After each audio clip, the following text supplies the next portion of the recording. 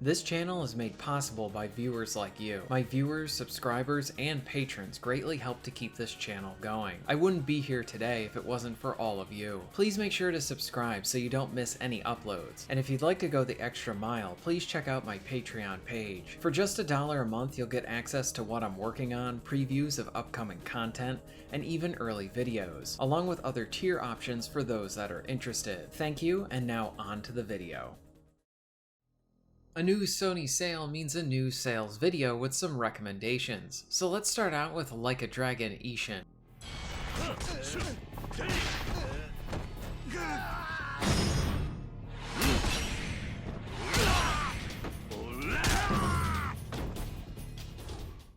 If you haven't heard of this game or it passed you by, I wouldn't be surprised. If you've played the prior Yakuza games, you were probably awaiting and currently enjoying this. This is a remake of a title in the series that was only available in Japan, though I think you could have imported it for your PS3 if you wanted to. So it never really saw a wider release until now. Ishin is all kinds of awesome, and in some ways I think this is a good jumping in point for people to try out Yakuza. The action is kinda like a modern day Streets of Rage. You beat up bad guys and have access to 4 different stances that you can change on the fly. These range from your bare hands, sword, a gun, and both holding the sword and gun. As far as the opening, the game just hooks you.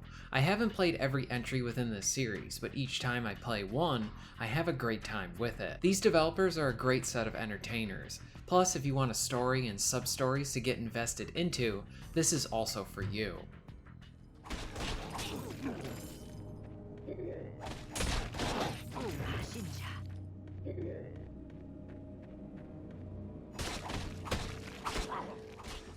During the PS2 generation, there were a handful of underrated and now a bit forgotten action RPGs. At the time, we didn't have Diablo 2, Titan Quest, and other ARPGs on the console. Also, the publishers of the original Baldur's Gate games were interested in making a new entry for those consoles. This is where Dark Alliance 1 and 2 were born. Instead of taking on that CRPG approach, these were more influenced by more loot-based, higher action games. Both titles hold up really well. These two titles are special, and I wasn't sure we were going to see them re-released to have them more accessible to gamers today. So it was a nice surprise that both of these titles came back. Dark Alliance 1 was honestly one of my first action RPGs. You can select between 3 classes along with a 4th unlockable one. This might seem small, but the upgrades and customization allows you to toy around with each of the characters to help make some hybrid-like options. For example, your magic user could end up being more of a paladin, and this all depends on how you upgrade your characters. While there is no online play, you do have local options. With Dark Alliance 2, the options were amplified with more than double the character classes. There are parts towards the end of the game that do seem like it suffered a bit from the less than ideal parts of its development, but even so, it's a worthy sequel. And these two titles I love returning back to, and scratch that ARPG itch very well.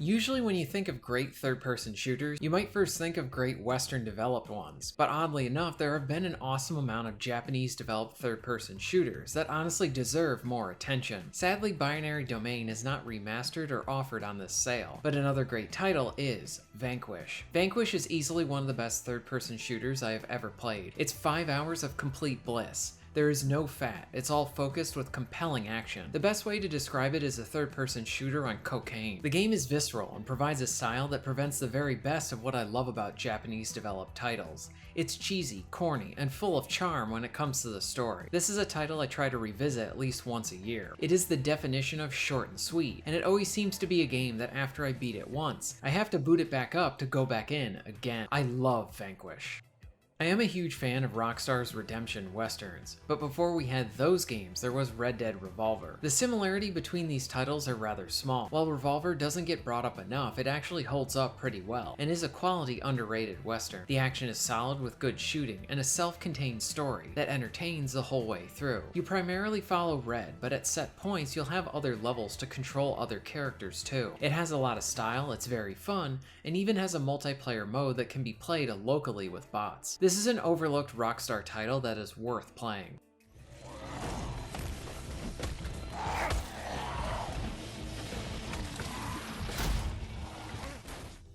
Dead Island 2 is easily one of my favorite games to come out this year. I really enjoyed the first when it came out, but it was sadly something that got away from me. So with this being the year that we were finally getting a sequel, I thought it was a good idea to finally sit down and beat the first game. And after beating it, I really enjoyed it. And now with the sequel, it's honestly impressive that for a game that was delayed several times for years, that this game turned out as good as it did. There are many familiar elements within this title, from its structure to its upgrades, but there are other areas that it really does very well. One big one is the detail and the violence. The visual damage is disgustingly over the top and detailed, that it represents the very best that video game violence can offer. Moves like the dropkick really show off the hilarious ragdoll that is on display here too. Levels feel like realized locations with how they are presented. Dead Island 2 might be one of the most fun experiences I have had this year. Plus you can enjoy it in online co-op, and I hope with the good sales from this title it means we will see more Dead Island sequels in the future.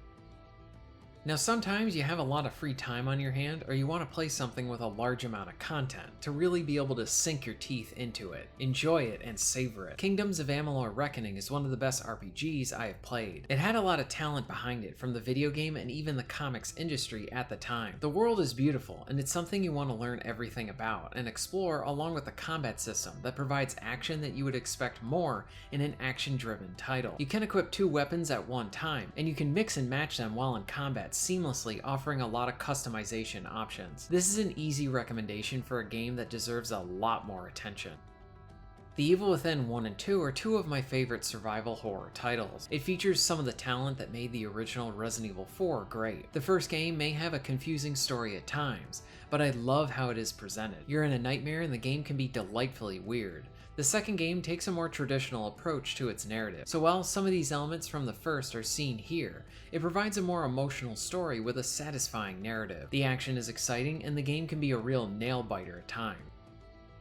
It wouldn't be right of me to not give a brief mention to Deus Ex Mankind Divided, especially seeing it on sale again. If you want a first-person shooter, RPG, or stealth game, you can have it all, along with a great counterterrorism cyberpunk story, with a wealth of replay considering how many ways you can complete an area. We need the first game to be remastered and easily accessible today on current consoles, along with a proper third game as well. If you haven't played Mankind Divided, you must.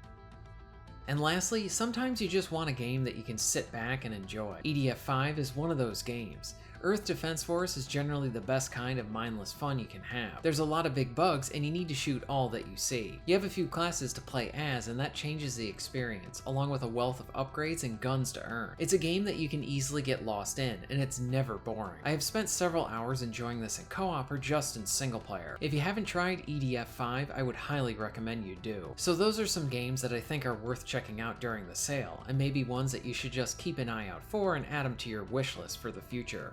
Did any of these titles interest you? Have you picked up anything good during the sale? Let me know all of this in the comments down below. If you're interested in being notified of new videos, please hit the subscribe button and bell. And if you would like to support the channel and get early access to content, please check out my Patreon. All of the links will be at the end of this video and within the description. And thank you very much for watching.